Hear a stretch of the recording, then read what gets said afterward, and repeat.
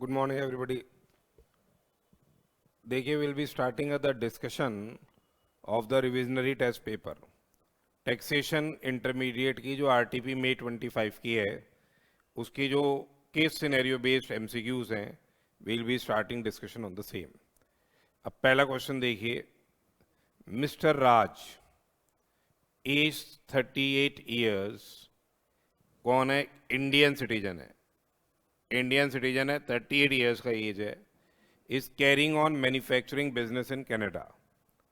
He frequently visits India for business purpose on regular basis, and he was staying in India for first time in year 21-22 for 190 days. तो financial year 2021-22 में वो 190 days था India में। फिर financial year 2022-23 में वो 145 days है। Is for 145 days in financial year 22-23 and financial year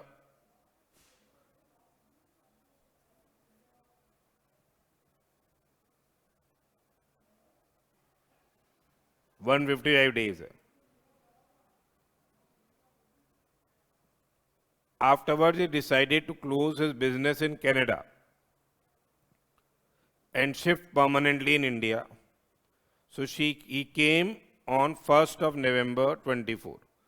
अब ये परमानेंटली इंडिया में आ रहा है, परमानेंटली इंडिया में आ रहा है, विजिट पर्पज के लिए नहीं आ रहा, परमानेंट सेटलमेंट इंडिया में आ रहा है। और कब आ रहा है? 1/11 को आया, तो नवंबर में रहा 30 दिन। फाइनेंशियल ईयर 24-25 की अगर हम बात करें,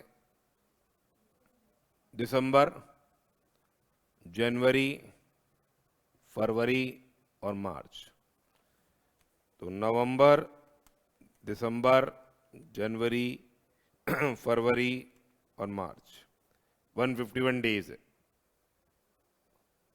ठीक है। अब उसकी बिजनेस इनकम आ रही है कनाडा में, बिजनेस इनकम आ रही है कनाडा में, कितनी आ रही है? 15 लाख रुपए। और इंडिया के बिजनेस से आ रही है, मुंबई में जो बिजनेस कैरी ऑन कर रहा है, 5 लाख रुपए। ये इनकम आ रही है। He does not own any house property in Mumbai and is staying in a rented accommodation from 1st of November at a monthly rent of 20,000. यानी रेंट दे रहा है ये 20,000 रुपये पर मंथ के हिसाब से, 20,000 रुपये पर मंथ के हिसाब से ये रेंट दे रहा है। ठीक है। नवंबर, दिसंबर, जनवरी, फरवरी, मार्च, नवंबर, दिसंबर, जनवरी, फरवरी, मार्च, 1 लाख रुपए का इसने रेंट दे दिया। फिर ये बोल रहे हैं पीएम केयर्स फंड में इसने डोनेशन दी है, पीएम केयर्स फंड में, तो यहाँ 80 जीजी का इसको डिडक्शन मिल जाएगा। ये सेल्फ ऑक्यूपाइड हाउस नहीं है, पीएम केयर्स फंड में डोनेशन दी है, इसका 80 जी में इसको डिडक्शन मिलेगा। 100% of the amount so donated. और prime ministers drought relief fund में भी इसने डोनेशन दी है, उसमें 50% of the amount so donated, यानी 10,000 रुपये ये डिडक्शन मिल जाएगा। ठीक है, ये 80 जी में मिल जाएगा। अब इसने परचेज किए 10,009% debentures of ABC private limited on August 20, यानी 10,000 9% डिबेंचर्स इसने खरीदे अनलिस्टेड कंपनी के, अनलिस्टेड कंपनी के, अगस्त 20 में खरीदे 150 रुपए के हिसाब से, फेस वैल्यू 100 थी, और उसे 2,500 डिबेंचर भेज दिए, 2,500 डिबेंचर भेज दिए अप्रैल 24 में। अप्रैल 24 में 2,500 डिबेंचर बेच दिए 175 के हिसाब से, ठीक है, अप्रैल में। तो यहां पे -150, कॉस्ट 150 थी, 2,500, 175 -150 इंटू 2,500, 62,500 आपका क्या हो जाएगा, LTCGRIs हो गया। इंडेक्सेशन बेनिफिट मिलता नहीं है यहाँ पे डिबेंचर्स में, indexation benefit is not available, ठीक है।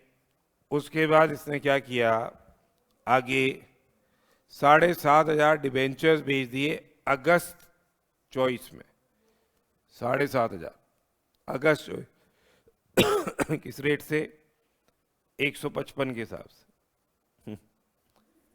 तो ये 37,500। अब 50AA में अमेंडमेंट आया है और ये बोला 23 जुलाई 2024 के बाद जो भी आप डिवेंचर्स बेचोगे अनलिस्टेड, उससे कैपिटल गेन्स क्या माना जाएगा, शॉर्ट टर्म कैपिटल गेन माना जाएगा, शॉर्ट टर्म कैपिटल गेन माना जाएगा। अब इसको इन डिबेंचर्स पे इंटरेस्ट भी मिलेगा। ड्यू डेट 30 जून है और 31 दिसंबर है। तो 30 जून पे इसके पास कितनी होल्डिंग थी, देखो 30 जून पे इसके पास कितनी होल्डिंग थी, 7,500 डिबेंचर्स थे इसके पास, क्योंकि 10,000 थे, उसमें से 2,500 वो ऑलरेडी बेच चुका। 30 जून को 7,500 थे, 100 रुपीज की फेस वैल्यू है, 9% रेट ऑफ इंटरेस्ट है, 6/12 ये ब्याज भी मिलेगा।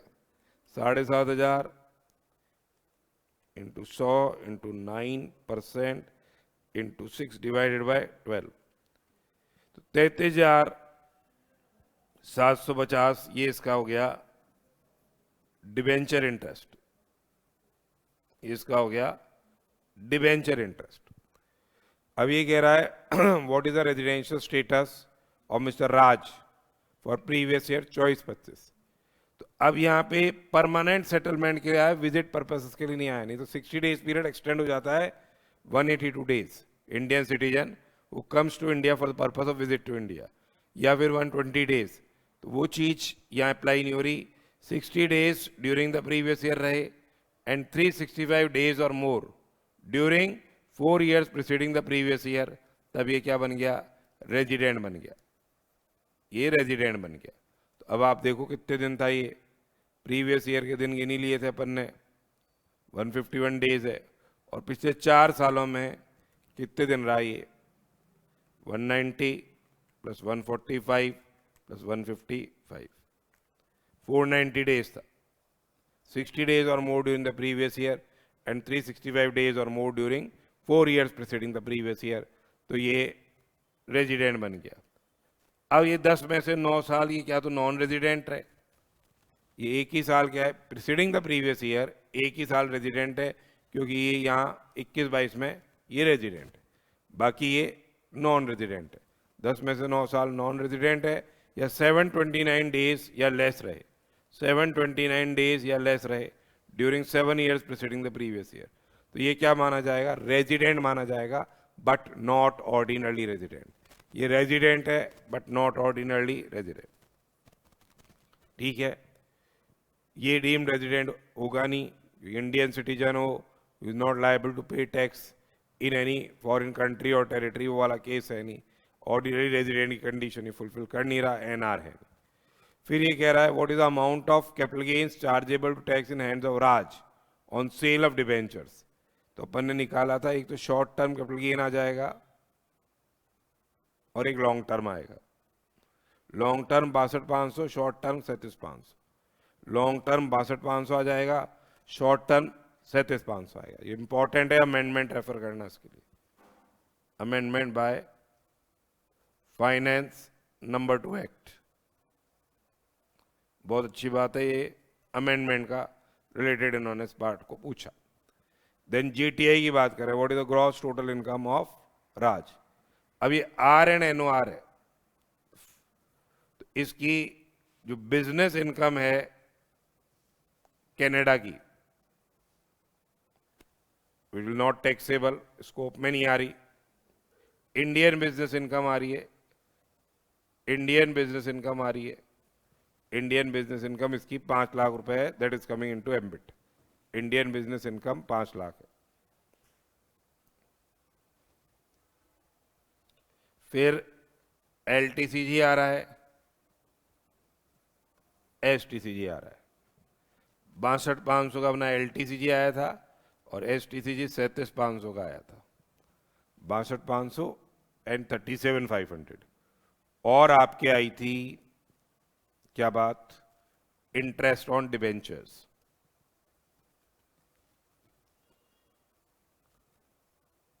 क्योंकि 7,500 ड्यू डेट पे थे इसके पास, तो इंटरेस्ट ऑन डिबेंचर्स आए थे 33,750। 33,750। तो जीटीआई हो गई इसकी कितनी, जीटीआई हो गई 5 लाख प्लस 62,500 प्लस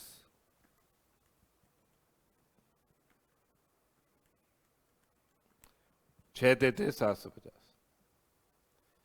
ये इसकी जीटीआई हो गई। 6,33,750 इसकी जीटीआई हो गई।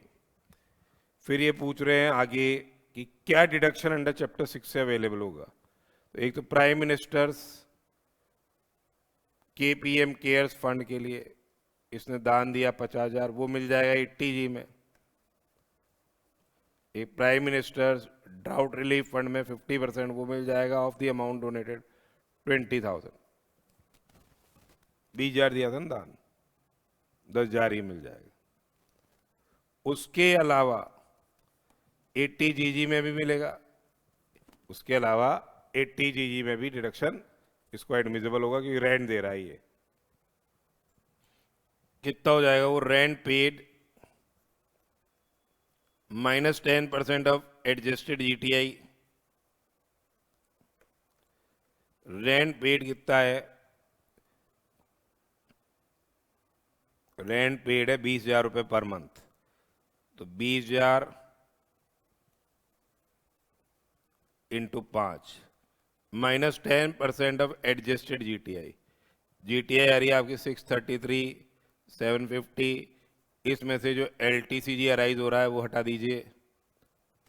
इसमें से डिडक्शंस जो 80GG के अलावा है, क्योंकि ये भी कोई एडजस्टेड जीटीआई से डिपेंडेंट डिडक्शन ही है, 80G के डिडक्शन ये भी लेस हो जाएंगे। 50,000 ये हो जाएगा लेस, 10,000 ये हो जाएगा। एडजस्टेड जीटीआई हो गई कितनी, 6,33,750 minus 62,500 minus 50,000 minus 10,000। Adjusted GTI यानी 5,11,250। 1,00,000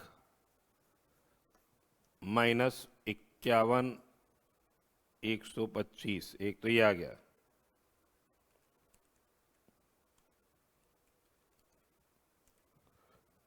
$48,875।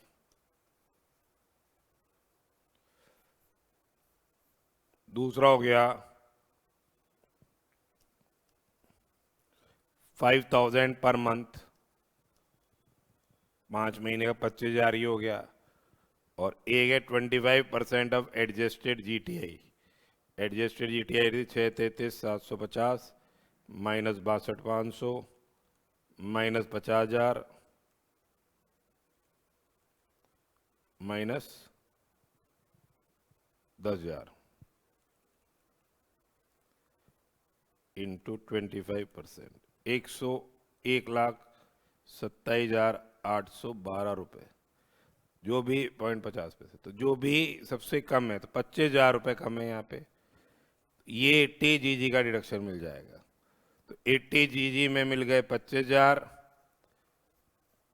80G में मिल गए आपको कितने, 50 और 10 60,000। तो डिडक्शन एडमिजिबल हो गया कितना, 85,000। डिडक्शन एडमिजिबल हो गया 85,000।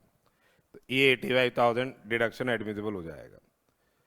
अब ये पूछ रहे हैं जीटीआई थी अपनी कितनी, 633,750 में से 85,000 का डिडक्शन एडमिजिबल हो गया है, 80G और जीजी का मिला के। तो टीआई हो गई आपकी कितनी, total income,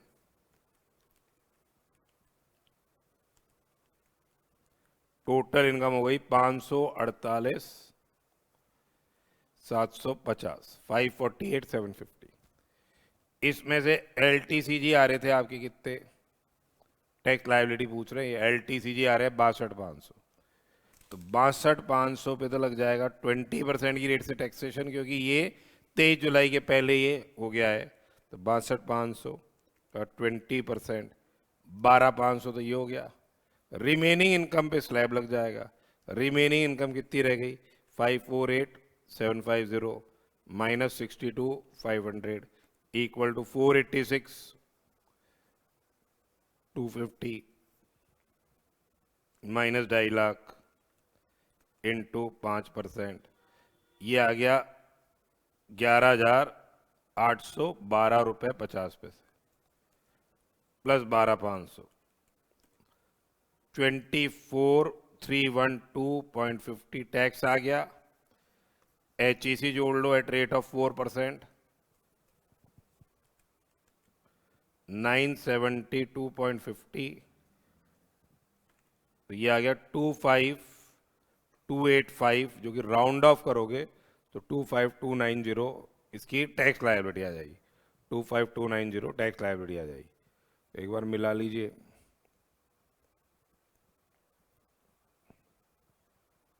25,290, 85,063 resident and but not ordinarily resident है ये, और LTCG और STCG।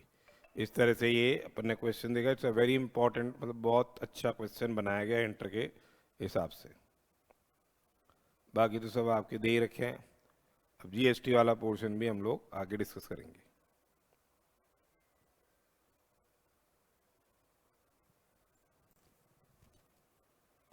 GST वाला देखिए,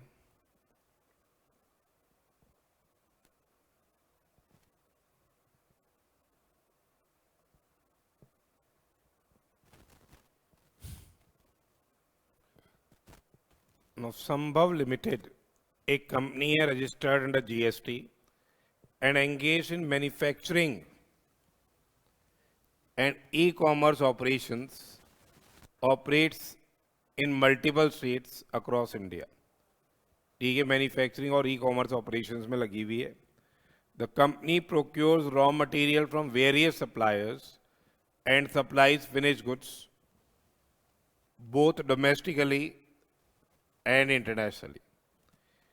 It also acts as an e-commerce operator, ECO जैसे भी एक्ट कर रही है, facilitating third party transactions as well as supplying goods and services on its own account through its portal round the clock. During the financial review, management of Sambhav Limited observed the following. Company ने discontinue कर दिया operation in the state of Assam on 15th of December, और application for cancellation of registration was furnished on 5th of January, और उसका registration has been suspended on the same date.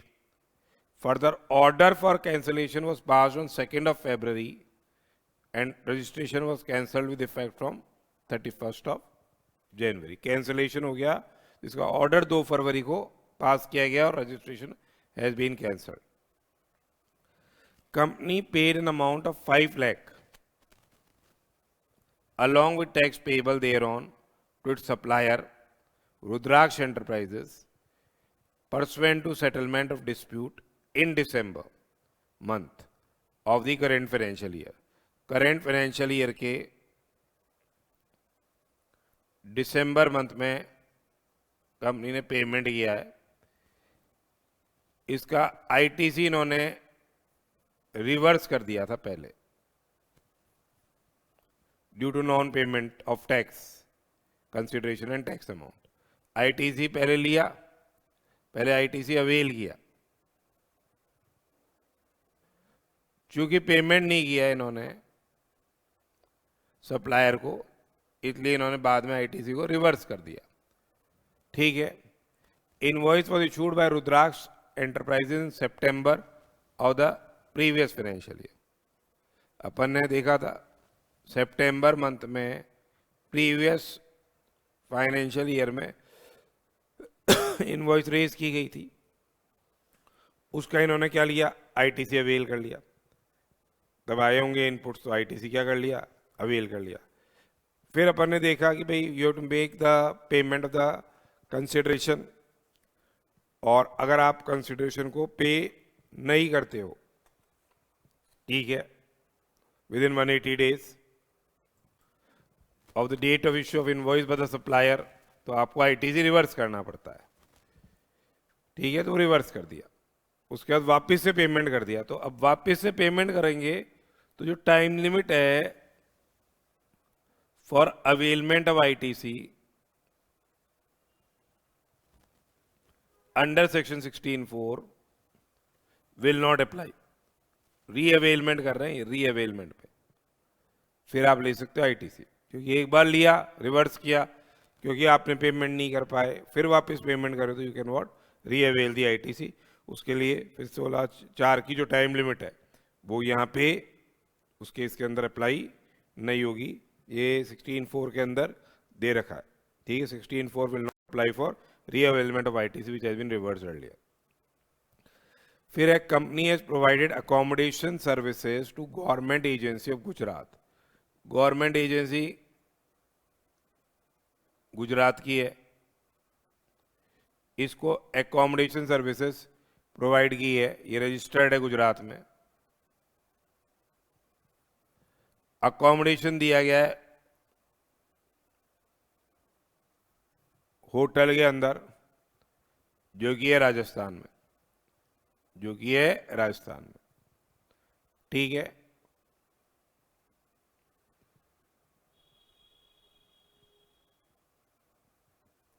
The accommodation service was provided for stay of employees of government agency of Gujarat who had attended a training program organized by the central government, ठीक है। The total amount charged by company for such services 25 lakh rupees, 25 lakh रुपए का amount ये charge किया है। Contract value 25 lakh रुपए की है। अब यहाँ पे बेसिकली जो कंपनी है मल्टीपल स्टेट्स में ऑपरेट कर रही है, ठीक है,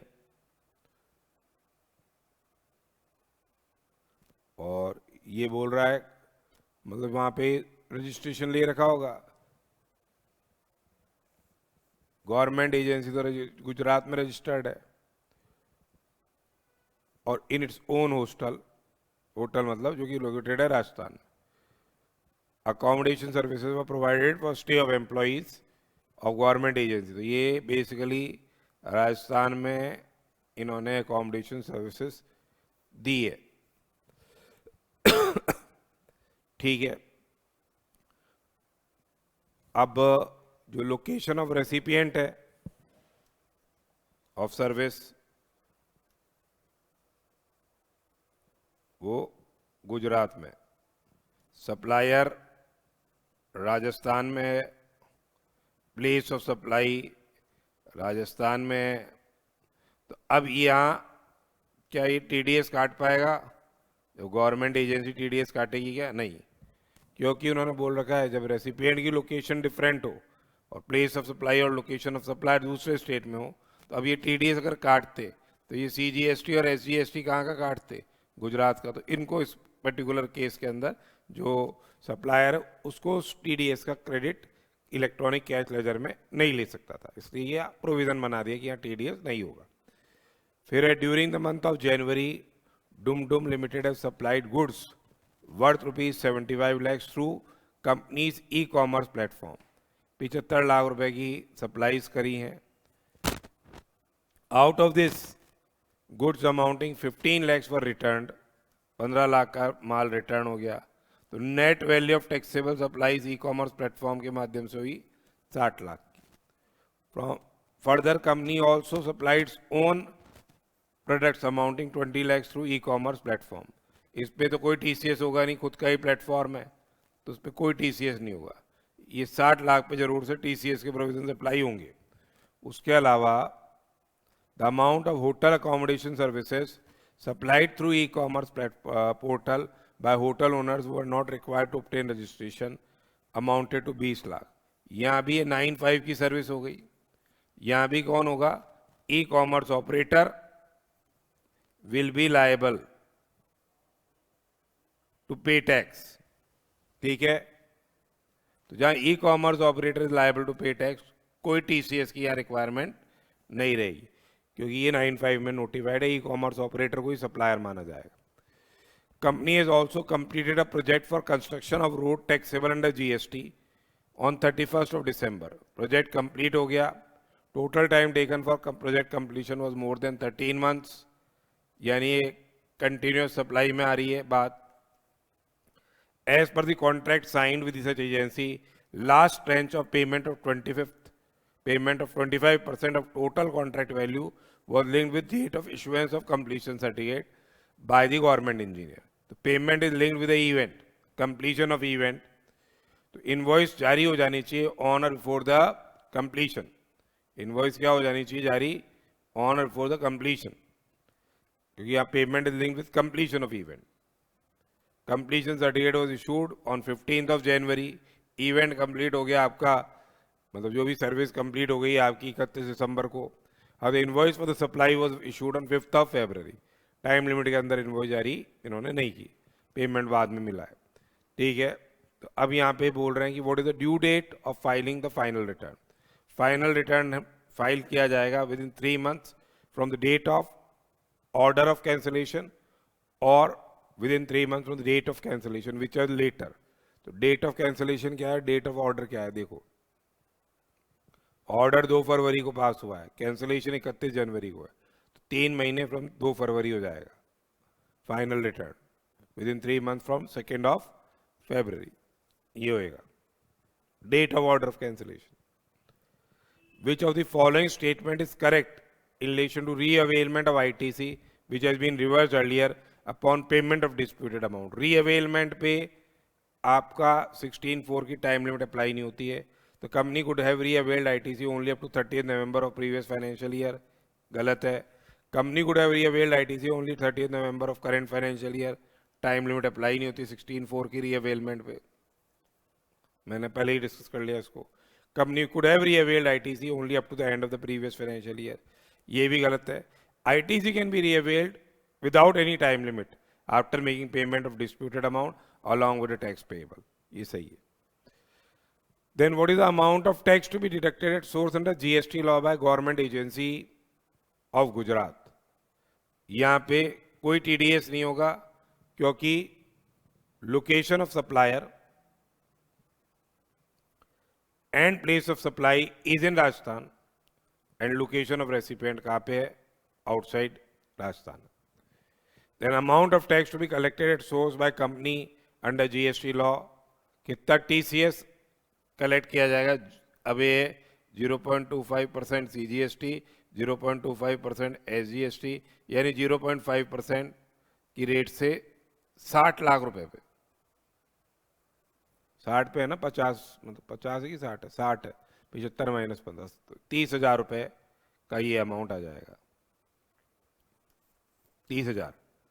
और last date for issuance of invoice is date of completion of event. जहां आपकी payment is linked with completion of event, तो invoice must be issued on or for the date of completion of event. Event complete हो गया आपका 31 दिसंबर को, ठीक है, 31 दिसंबर को, तो invoice must be issued on or for that particular date. ठीक है, तो ये अभी अपन ने MCQs रिलेटेड GST डिस्कस किया। इट्स इंपॉर्टेंट, अच्छा इन्होंने MCQ ड्राफ्ट इस पर्टिकुलर केस में किया था।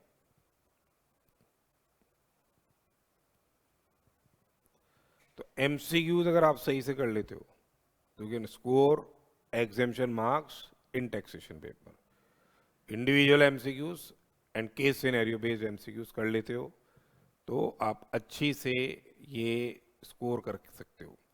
जहाँ तक GST और इनकम टैक्स के MCQs का सवाल है, अगर आपने ये इंडिविजुअल MCQs भी कर लिए अपने, हमने भी ये इंडिविजुअल MCQs दे रखे हैं, उनको अगर आप करोगे it will be very very helpful in your तो यहाँ पे अपने ऐप के अंदर टैक्सेशन से रिलेटेड, देखिए ये ए बुक भी अपन ने टैक्सेशन की दे रखी है, इसके कुछ कंटेंट्स हम आपको दिखा सकते हैं, जैसे आईटी और जीएसटी है। अब जैसे रेजिडेंशियल स्टेटस है, तो रेजिडेंशियल स्टेटस से रिलेटेड जितने भी एमसीक्यूज हैं, अब इसी में से ही बनते हैं क्या, केस सिनेरियो बेस्ड एमसीक्यूज भी इसी में से ही बनते हैं। एक पार्ट इसका ले लिया, एक पार्ट सैलरी का ले लिया, एक पार्ट कैपिटल गेन्स का ले लिया, एक पार्ट अदर सोर्सेज का ले लिया, एक पार्ट जीटीआई का ले लिया। तो ये इंडिविजुअल एमसीक्यूज अगर आप सही से करोगे तो डेफिनेटली आपके केस सिनेरियो बेस्ड एमसीक्यूज भी क्लियर होते जाएंगे। केस सिनेरियो यही इनकम टैक्स से रिलेटेड है, यही क्या है आपके जीएसटी से रिलेटेड भी आपके सारे आ रहे हैं, इसी तरह से जीएसटी से रिलेटेड भी है। ठीक है, these are what the various MCQs, यही आप देख सकते हो इसमें, जैसे कैपिटल गेन्स अदर सोर्सेज सब आ रहे हैं चैप्टर वाइज। अब जैसे आपका आईटीसी से रिलेटेड है, तो आईटीसी से रिलेटेड ये ई बुक है, ई बुक आप देख लीजिए। और ये यहाँ क्या है, बेसिकली एमसीक्यूज के डिटेल्ड आंसर दे रखे अपन ने, सारे के सारे आंसर्स डिटेल्ड है। या नीचे देखोगे आप, जब ये पूरा चैप्टर खत्म होगा, जैसे आईटीसी से रिलेटेड ये चैप्टर खत्म हुआ, तो अब इसके ये डिटेल्ड सारे आंसर्स आ रखे हैं कि भाई यहाँ आईटीसी मिल रहा है, ये सब डिटेल्ड आंसर है। ये नहीं कि ABCD लिख दिया बस और काम खत्म हो गया, ऐसा नहीं हो रहा। Detailed answers have been provided for these MCQs. और दीज एमसीक्यूज बिल्कुल ही मतलब आपके लैपटॉप पे और आप चाहो तो मोबाइल पे, सब जगह ये एमसीक्यूज चलेंगे। ये बुक हर जगह ओपन हो सकती है, कहीं कोई दिक्कत नहीं है, और आप चाहो तो प्रिंट आउट भी इसका ले सकते हो। तो if you want you can purchase these MCQs, बहुत हेल्प रहेगी एग्जाम के टाइम पॉइंट पे। ठीक है, तो एमसीक्यू जिसके सही हो जाता है ना, उसने आधी बाजी तो जीत ही ली। ये है, तो all the best for exams and continue writing your mock test. जो भी मॉक टेस्ट आप लिख रहे हो लिखो, जितना ज़्यादा लिखोगे, जितने ज़्यादा लिखने की प्रैक्टिस करोगे, अच्छे मार्क्स आपके आएंगे। So all the best for exams.